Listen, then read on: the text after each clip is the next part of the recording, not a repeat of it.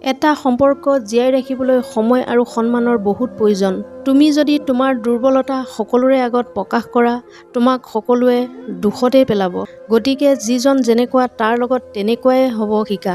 শাৰীৰিকভাৱে নগ্ন হোৱাটো পিছৰ কথা, সম্পৰ্ক সেইজন ব্যক্তিৰ লগত গঢ়িব লাগে যাৰ লগত তুমি সম্পূৰ্ণকৈ আৱেগিকভাৱে নগ্ন হ'ব পাৰা।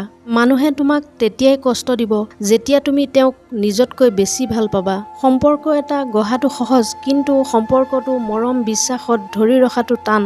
ভালপোৱাক বিচাৰি নাযাবা, যি থাকিব নিজেই আহিব। মাথো যাক পাবা হৃদয়ত ৰাখিবা।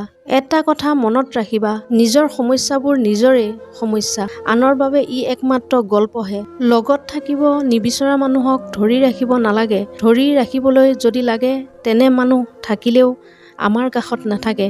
ভুলটো সৰু হওক বা ডাঙৰ, সেই ভুলটো লক্ষ্য কৰিবা, কাৰণ সদায় ভুলটো সৰু হৈ নাথাকে। কেতিয়াবা সৰু বুলি এৰি দিয়া ভুলটোৱে ডাঙৰ ক্ষতি কৰিব পাৰে। দুখ কষ্টবোৰ পাহৰি গলেও দুখ কষ্ট দিয়া মানুহজনক কেতিয়াও পাহৰিব পৰা নাযায়।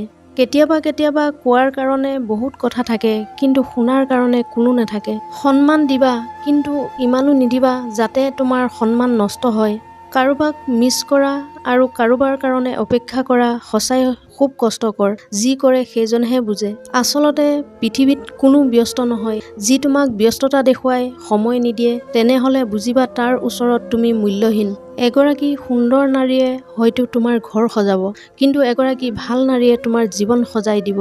জোৰ কৰি শৰীৰ পোৱা যায়, কিন্তু ভালপোৱা জোৰ কৰি পোৱা নাযায়। পৃথিৱীৰ সকলোতকৈ ডাঙৰ বেইমানি হ'ল সময়, যি এবাৰ গুচি গলে আৰু ঘূৰি নাহে। সকলোতকৈ ডাঙৰ স্বাৰ্থপৰ হ'ল সুখ, যি বেছিদিন নাথাকে। আৰু সকলোতকৈ আপোন হ'ল কষ্ট, যি সকলো সময় কাষত থাকে। ভালপোৱা বৰ অদ্ভুত, কাৰোবাক দিয়ে পূৰ্ণতা আৰু কাৰোবাক দিয়ে শূন্যতা। স্বামীৰ তিনিটা কাৰণে স্ত্ৰী বেয়া হৈ যায়: স্বামীৰ অতিৰিক্ত শাসন, স্ত্ৰীৰ আগত অন্য নাৰীৰ প্ৰশংসা, স্ত্ৰীৰ আত্মীয়ৰ লগত বেয়া ব্যৱহাৰ। বিষতকৈ বিষাক্ত হয় কাৰোবাৰ মিছা ভালপোৱাৰ অভিনয়। সেইকাৰণে ভাল পালে মনৰ পৰা ভাল পাবা, অভিনয় কৰি নহয়।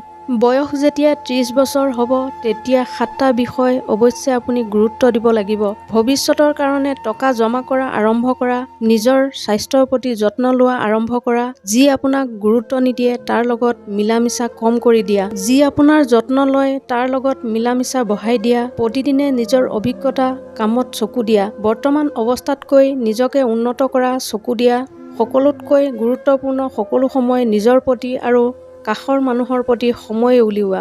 দায়িত্ব সকলোৱে পালন কৰিব পাৰে, কিন্তু ভালপোৱা সকলোৱে ৰাখিব নোৱাৰে। সম্পৰ্ক সকলোৱে গঢ়িব পাৰে, কিন্তু সকলোৱে সম্পৰ্ক ধৰি ৰাখিব নোৱাৰে। জীৱনত যাক বহুত ভাল বন্ধু বুলি ভাবিবা, সি তোমাক প্ৰতাৰণা কৰিব। যাক নিজতকৈ বেছি ভাল পাবা, সি অৱহেলা কৰিব। আৰু যাক বহুতো বিশ্বাস কৰিবা, সেই মানুহজনে এদিন তোমাৰ বিশ্বাস ভাঙি দিব। কোনোবাই তোমাক পচন্দ কৰিব সেই আশাত নিজকে কেতিয়াও পৰিৱৰ্তন নকৰিবা। তুমি যেনেকুৱা আছা তেনেকুৱাই থাকিব চেষ্টা কৰা। যি তোমাক সঁচা অৰ্থত ভাল পাব, সি সঁচা অৰ্থত তোমাক মানি ল'ব। দুখ চিন্তা দূৰ কৰাৰ একমাত্ৰ উপায় হ'ল নিজকে কামৰ মাজত ব্যস্ত ৰাখা। এনেধৰণৰ মটিভেশ্যনেল ভিডিঅ' পাই থাকিবলৈ মোৰ চেনেলটো ছাবস্ক্ৰাইব কৰি ৰাখিবলৈ নাপাহৰিব।